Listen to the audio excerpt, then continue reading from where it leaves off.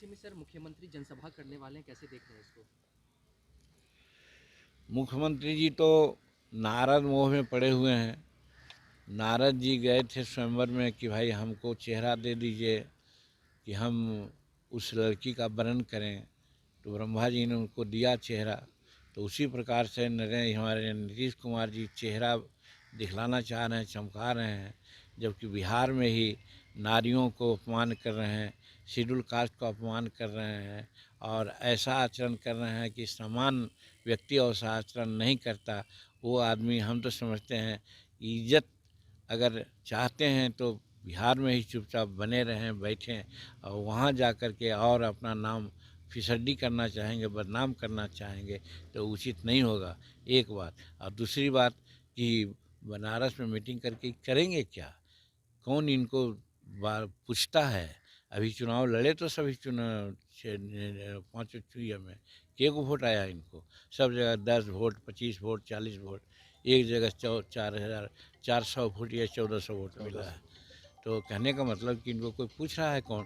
करने कोई वहाँ बैठक करें या दिल्ली में बैठक करें, उससे कोई फ़र्क नहीं पड़ता है।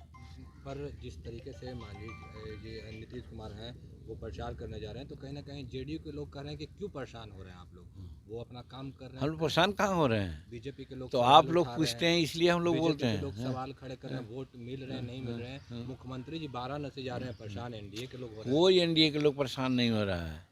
यदि वो अपना नाम को ही और बदनाम करना चाहते हैं तो अच्छी बात है। चुनाव लड़ने के गए थे तो कौन कह रहा था कि काहे चुनाव लड़ने जा रहे हैं? कोई कहा था? लेकिन सोचना चाहिए कि राष्ट्रीय पार्टी बनना चाहते हैं, यहाँ सत्ता में हैं और 400 वोट मिले कैंडिडेट को, सब जगह जमानत जब्त हो तो उसी ही है। बनारस में जाएंगे कि इतने लोगों को प्रभावित करेंगे, यह स्पष्ट है कि कोई को प्रभावित नहीं कर सकेंगे। जाने को तो भाई जनतंत्र है, कहीं भी जा कर के भाषण दे सकते हैं या मीटिंग कर सकते हैं। इंडी गठबंधन की चौथी बैठक होने वाली है, क्या लगता है इस बार उनकी बैठक कुछ सकारात्मक नतीजे कुछ निकलेंगे सीट शेयरिंग को लेकर? कोई सकारात्मक रिजल्ट आने वाला नहीं है। वो सवाल है मेन है कि मुख्य प्रधानमंत्री कौन होंगे।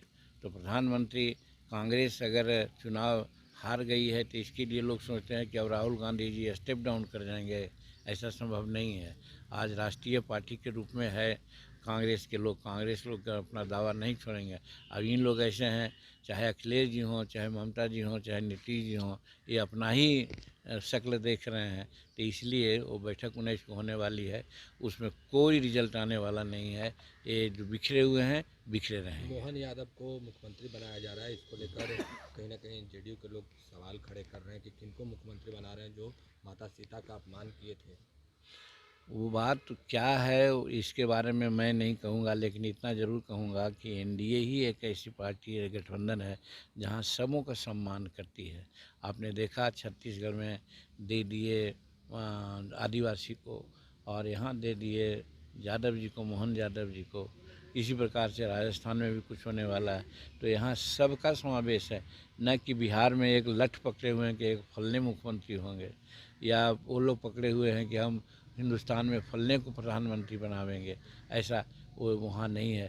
तो इसी समय जो जनहित में निर्णय होता है, जनहित में लोग निर्णय करेंगे। क्या तेजस्वी यादव और लालू यादव के साथ जो यादवों का वोट बैंक है उसके पीछे एनडीए के लोग लग गए? अब वो लगे नहीं हैं, अपनी नीति है उस नीति के अनुसार लोग काम कर रहे हैं। और ये हम ज़रूर अपील करते हैं सबके सामने कि जातीयता से काम नहीं चलता है। हिंदुस्तान सेकुलर राज है और सब कोई एक समान है, सबको सत्ता में आने का, बने रहने का अधिकार है। जो योग्य है वो आएगा, अयोग्य है सो नहीं आएगा। यहाँ पर सिर्फ जात के नाम पर, जिसमें कोई सेक्रीफाइस नहीं है, कोई वैसे पृष्ठभूमि नहीं है, वैसे लोगों को मुख्यमंत्री कैसे बनाया जाएगा? बिहार की जनता पॉलिटिकली बहुत कंसस हो गई है। अब ऐसा ये लोग निर्णय लेंगे जो जैसे अन्य राज्यों में निर्णय हुआ। छत्तीसगढ़ में लोग कहता था कि कभी भी नहीं एनडीए की सरकार बनेगी, लेकिन बन गई। उसी प्रकार से बिहार में भी देखिएगा, अचंभित करने वाला रिजल्ट होगा। यहाँ 2 तिहाई बहुमत से 25 में सरकार बनेगी बिहार में, और 24 में 400 सीट पर हमारे एनडीए के लोग जीतेंगे। बिहार में शराबबंदी को लेकर लगातार सवाल खड़े हो रहे हैं, आप भी सवाल उठा रहे हैं। हम तो बार बार करेंगे यहाँ शराबबंदी है क्या? जो होम डिलीवरी हो रही है, जो विषैली शराब परोसी जा रही है, 20,000 से 25,000 करोड़ रुपया सालाना ख़त्म हो रहा है। और सोशल सेक्टर में गरीबों को पेंशन नहीं लोग दे रहे हैं, कर्मचारियों का वेतन नहीं दे रहे हैं, अनुबंध पर जितने हमारे भाई बहन हैं सब लोगों का नौकरी परमानेंट नहीं कर रहे हैं, उन लोग आकाश के तले घूम रहे हैं, मार खा रहे हैं। तो वैसी परिस्थिति में क्या कहा जा सकता है?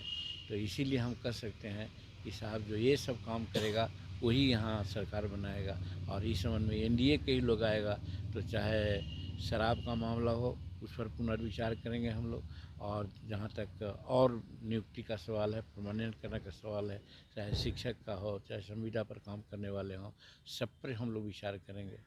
आपने बयान दिया था कि अगर हम लोगों की सरकार बनती है तो बिहार में शराब चालू कर दिया जाएगा, पर अब बीजेपी के लोग कह रहे हैं ऐसा नहीं है। देखिए, बीजेपी का अपना मत है, जीतन मांझी का अपना मत है, एनडीए का मत एक होगा। जब विचार करेंगे तो हम सिर्फ कहते हैं कि अभी जो परिस्थिति है उस परिस्थिति के लायक शराबबंदी हम लोग नहीं चाहते हैं। शराबबंदी के पक्ष में हम लोग हैं, खिलाफ नहीं है, साथ में निर्णय लिया गया था। लेकिन ये नहीं कहते हैं कि एगो करोड़पति बनते जाए, उसको कुछ नहीं करें, और जो पावर चुनाव शराब पीता है उसको जेल भेजें। आज 4 लाख या 5 लाख शरारती केस में हैं, उसमें 3 लाख गरीबे लोग जेल के शिकंजे में हैं या कानूनी कार्रवाई के शिकंजे में हैं। ऐसा हम लोग नीति नहीं चाहेंगे। हम लोग यही चाहेंगे या तो उसको हटा देंगे, और नहीं तो आज गुजरात मॉडल पर जैसे चल रहा है उसी